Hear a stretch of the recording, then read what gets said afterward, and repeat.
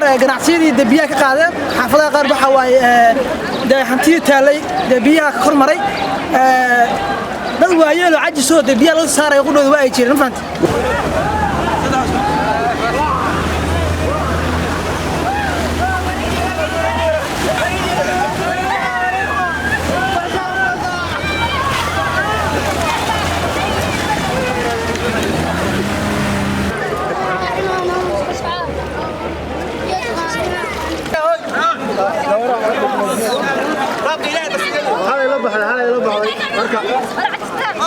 halkan oo ah bartamaha magaalada Buusamareeb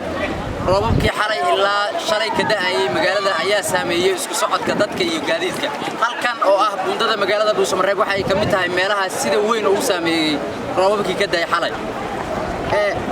isku socodka dadka iyo gaadiidka ayaa aad u adag maanta oo waxa xiran dhammaan wadooyinka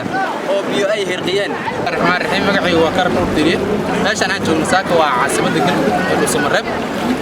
meeshan aan taaganahay hadda waa laamigi halkan buundadii waaye hadda waa alxamdulillah barwaaqada iyo soonkiya saaka isla kowsadeen maxamed laakiin waxaan hadda buundadii waa baantahay biyo waa baayihiin maamulka dawladda waxa ka codsanaa arintan xal in loo keeno shacabka waaya biyihii waa xirqiyeen magaaladii isu socodkii waa istaagay bal saameynta ka shacab ahaan ay ku yeelatay arinta ma nooga waran wallahi arintan aad u badan waaye waa shacabka loo gudbo waaye hadda dadka xaafadii kala baxaafadii waa laga soo qaxay waa laga soo raray baabuur lagu soo daadgureynay hadda halkan waxaan ka xireyna waa buundadii waayo oo sheegay waa biyihii meeshan waxa ku taala bahashii sheegay waxa ku taala buundadii ku taala marka waa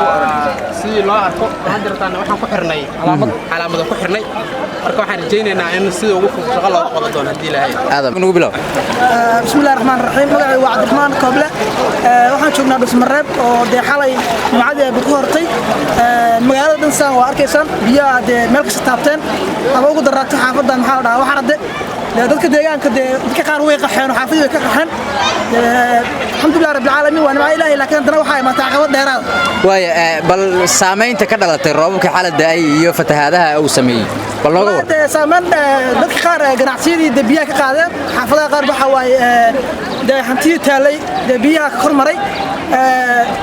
dad waayeel oo cajiso biyaha laga saaray qudhooda waa ay jireen fahanta marka saameyn noocaas ah geysatay waxyaabaha aragtay xanuunka lahaa maxaa aanu hadda saaka la sayday waxa soo aan tagay oo dad walaalahay joogeen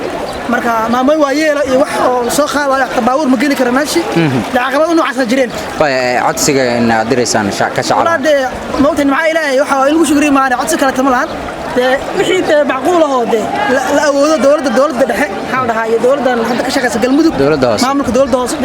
in deegaanka loo sameeyo wax la yiraahdo arban balaanin oo waxa la qorsheeyo qorshe magaalada wadooyinkeeda biyo mareenadeeda waxa dhan dhismaha qorshe guud loo sameeyo هذا مثلا biyaha ka qowday mihigan halay magaalada Maldiif baqaaradii dhanbuuhan ganacsi majara walshan soo male baawur meer maro male bajaaj warshay badaf markan alxamdulillah kullu nimooyinka ilaahay ku muddo rabadaankan halay ku wahay roobo muddo tumishan sano lan ka qowday magaalada ka qowday meelna shal dareero maqle hiraafan magaalada yaabanta baqaaradii walay dhan ganacsiga dhashay way ganacsatada kamid tahay adiga